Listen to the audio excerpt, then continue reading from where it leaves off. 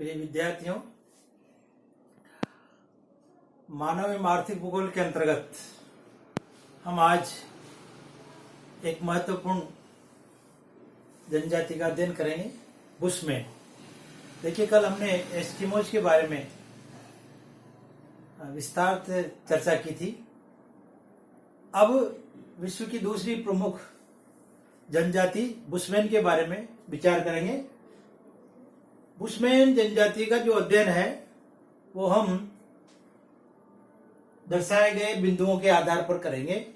सबसे पहले सामान्य परिचय, फिर उसके बाद में उनके निवास स्थान, फिर शारीरिक संरचना, फिर उनकी आखेट व्यवस्था, भोजन, घर या आवास, वस्त्र, औजार एवं बर्तन, सामाजिक व्यवस्था और आधुनिक संपर्क। इन बिंदुओं के अंतर्गत हम बुशमैन जनजाति का अध्ययन करेंगे। सबसे पहले बात करें हम सामान्य परिचय की, तो 17वीं शताब्दी में जो डच प्रवासी लोग थे, उन लोगों ने आखेट करने वाले लोगों के लिए, यहाँ के स्थानीय लोगों के लिए बुशमैन शब्द काम में लिया। तो उनके द्वारा दिया गया ये नाम है। इनको सान भी कहते हैं, SAN, सान।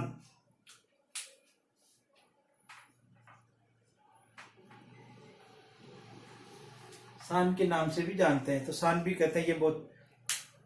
ये जो बुशमैन जो जनजाति है वो निग्रोटो प्रजाति से समांतर रखती है। निग्रोटो प्रजाति से इनकी समानता है। इनकी वर्तमान में लगभग जनसंख्या 62,000 के करीब है। लगभग 62,000 बुशमैन है, इनकी जनसंख्या है। तो ये इनका सामान्य परिचय है। कई बार कंपटीशन में पूछ लेते हैं, तो उसमें उस नाते से 2-3 क्वेश्चन इनके बनने की, बुशमैन इनका नामकरण कैसे हुआ, तो जो डच प्रवासी लोग थे उनके द्वारा, ठीक है। फिर इन्हें दूसरे नाम से भी जानते हैं, सान के नाम से। और कौन सी प्रजाति से समानता रखते हैं, तो निग्रोटो प्रजाति से समानता रखते हैं। और इनकी लगभग जनसंख्या जो 62,000 है। अब हम आते हैं निवास क्षेत्रों पर। तो निवास क्षेत्रों को समझाने के लिए हम मानचित्र का सहारा ले सकते हैं। ये बुशमैन के निवास क्षेत्र हैं, दर्शाए गए इसमें। देखिए, दक्षिणी अफ्रीका महाद्वीप है, तो दक्षिणी अफ्रीका नहीं, अफ्रीका का दक्षिणी भाग है। तो इसमें ये देखिए, जो लाल कलर से, जो रेड लाइन से दिखाया गया है, ये बुशमैन के निवास क्षेत्र है। कालाहारी मरुस्थल में इनका मुख्यतया निवास क्षेत्र पाया जाता है। और बोत्सवाना जो है यहाँ का राज्य देश, तो वहां पर इनके निवास क्षेत्र है। अगर हम बात करें इनके निवास क्षेत्रों की स्थिति की, तो ये 18 डिग्री दक्षिण से 29 डिग्री दक्षिणी अक्षांशों के बीच है, अक्षांशों के बीच, तथा 15 से 25 डिग्री, 15 डिग्री पूर्वी देशांतर से 25 डिग्री पूर्वी देशांतर। ये निवास क्षेत्र का इनका अक्षांशीय और देशांतरीय विस्तार है। अगर देशों की बात करें तो बोत्सवाना लैंड, नेटाल, दक्षिणी रोडेशिया के सुदूर उत्तर और पूर्वी भागों में ये फैले हुए, ये पूरा का पूरा इस तरह से मानचित्र से। ये जो कालाहारी मरुस्थल है वो ऊंचा नीचा उबड़ खाबड़ मरुस्थल है। यहाँ कुछ घास होती है जिसे बुशमैन घास कहते हैं। बुशमैन घास नाम दिया जाता है। इस प्रदेश में जो घास पैदा होती है उसको बुशमैन घास के नाम से ही जाना जाता है। तो शुष्क भागों में, यहाँ जो शुष्क भागों में एक पौधा मिलता है जिसको कहते हैं मेलन्स।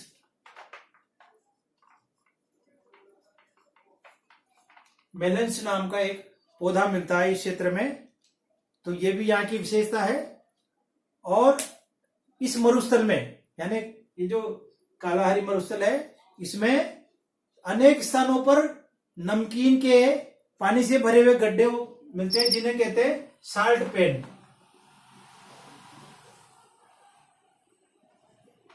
साल्ट पेन के नाम से जाना जाता है उन गड्ढों को।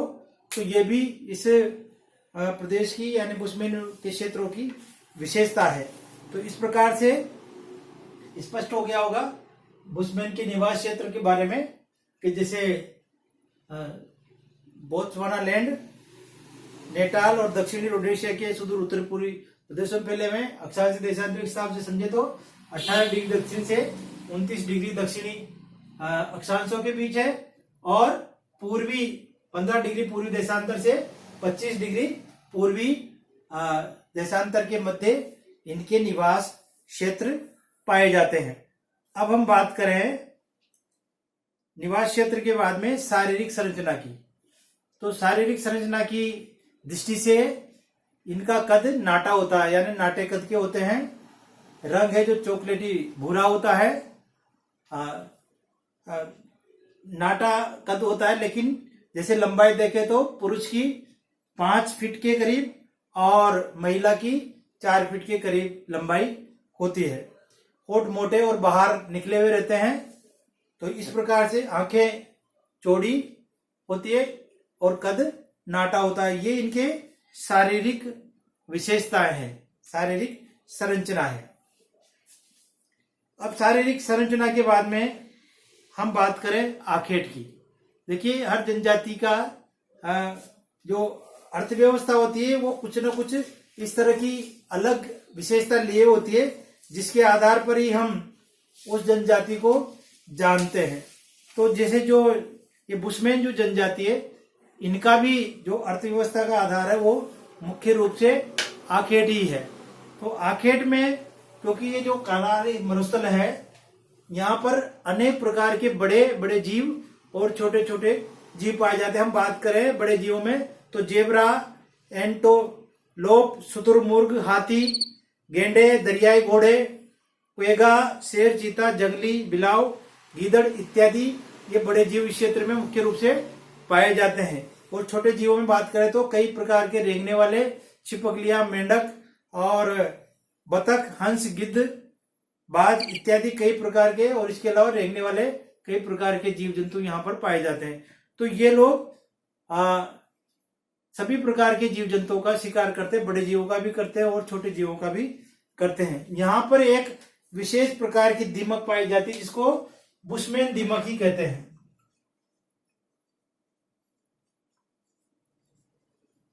और बुशमैन दीमक ये बड़े चाव से खाते हैं, और इसे एक तरीके से बुशमैन राइस भी कहा जाता है।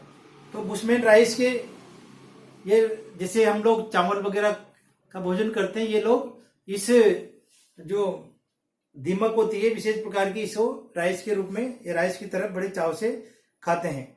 जब ये शिकार करते हैं तो अपने धनुष बाण में, तीर में विषाक्त युक्त पदार्थ का भी प्रयोग करते हैं। ये विषैले तीर उनको बना लेते हैं, तो जिससे जल्दी से किसी भी जीव जंतु का शिकार करने में आसानी होती है। ये शिकारी कुत्ते भी रखते हैं, शिकारी कुत्ते भी शिकार के लिए प्रयोग में लेते हैं।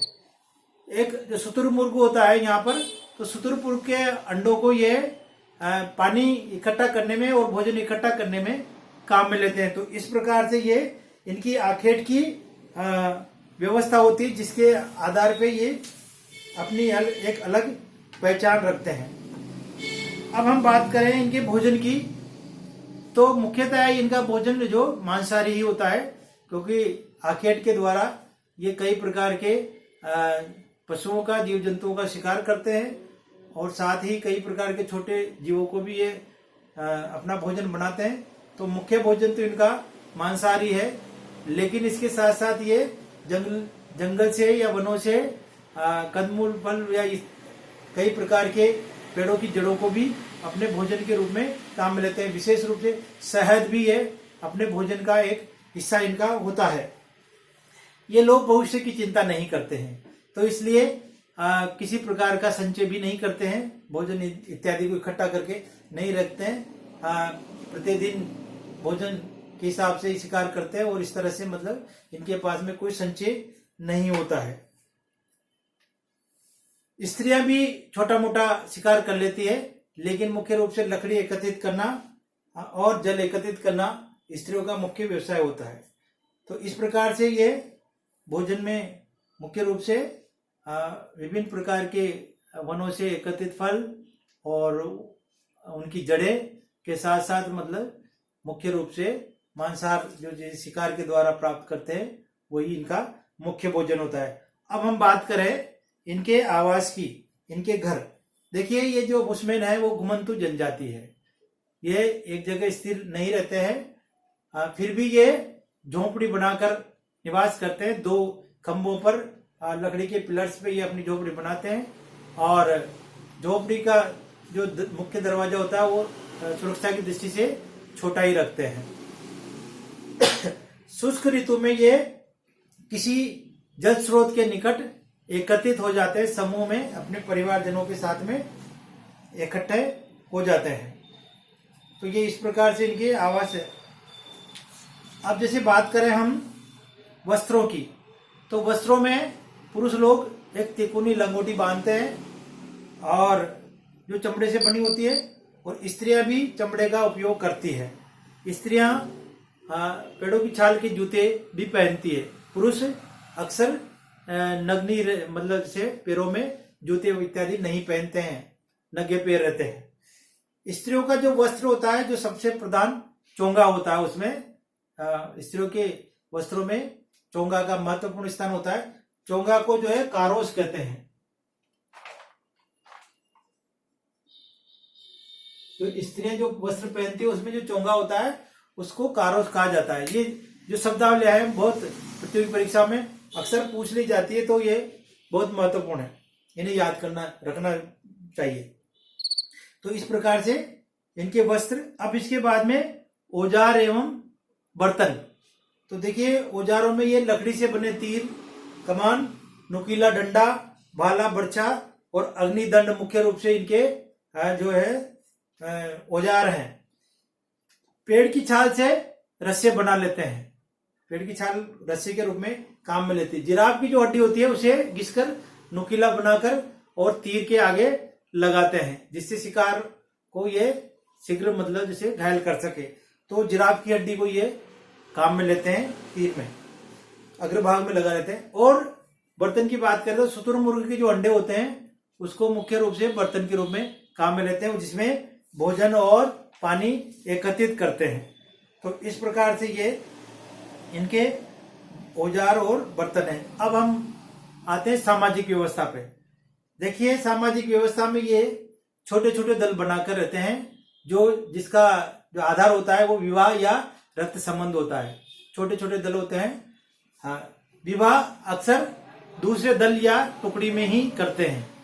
अपने टुकड़ी में ये आपस में विवाह नहीं करते, दूसरी दल या टुकड़े में विवाह करते हैं। ये लोग अंधविश्वास ही होते हैं अधिकतर, और भूत प्रेतों में विश्वास करने वाले लोग होते हैं, और कई प्रकार के इनके देवी देवताओं को ये मानते हैं।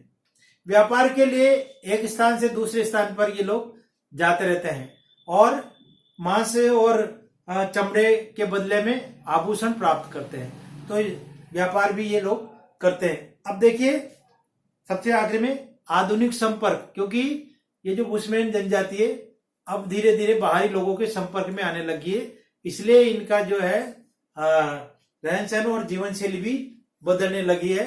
और छोटे स्तर पे ये व्यापार मदद से अपने द्वारा जैसे भोजन जो मांस है और पशुओं की चमड़ी ये वगैरह है, इनको दूसरों को देके अपने आवश्यकता की वस्तुएं प्राप्त करते हैं। तो इस प्रकार से इनकी जीवन शैली में धीरे धीरे परिवर्तन आने लगा है।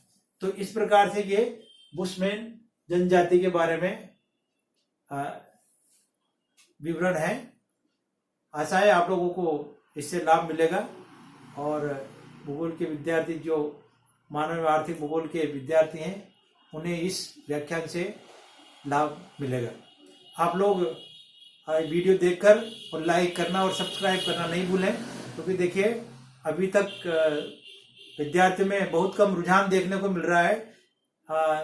आयुक्तालय के आदेशानुसार हम लोग नियमित रूप से वीडियो बनाकर यूट्यूब पर अपलोड कर रहे हैं और आपको व्हाट्सएप पे भी लिंक भेज रहे हैं। तो अधिक से अधिक वीडियो देखें और अधिक से अधिक लाइक करें, अधिक से अधिक शेयर करें और सब्सक्राइब करें, ताकि पता रहे कि हाँ विद्यार्थी भी अध्ययन में रुचि रख रहा है। धन्यवाद।